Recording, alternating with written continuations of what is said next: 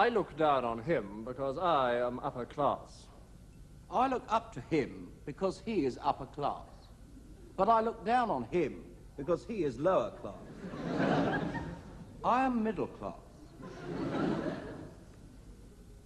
I know my place. The traditional working class, which used to be, a very large proportion of the population, manual workers, people working in manufacturing, has shrunk now with what's happened to the British economy.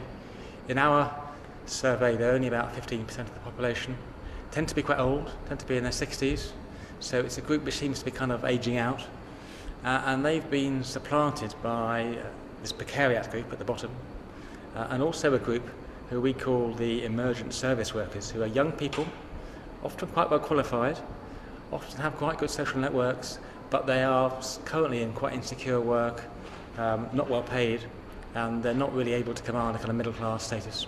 I look up to them both, but I don't look up to him as much as I look up to him. Because he has got innate breeding. I have got innate breeding, but I have not got any money. So sometimes I look up to him. I still look up to him, because although I have money, I am vulgar. But I'm not as vulgar as him, so I still look down on him. I know my place. Yeah, the underclass label is a kind of loaded one. We try to avoid using it.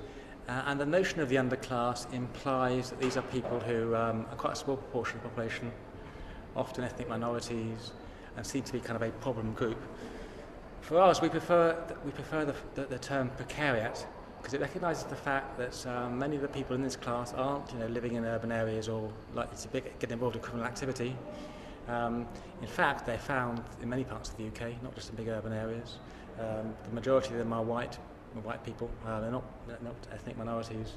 And so I think the term precariat captures some of the meanings of the underclass without using the term, which is a bit loaded.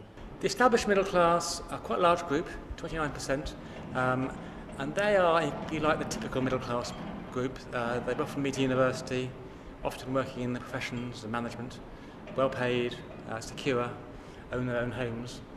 But alongside those, we've got two other kind of middle class groupings who are quite well paid in quite good jobs, but they often don't have such a high degree of social networks.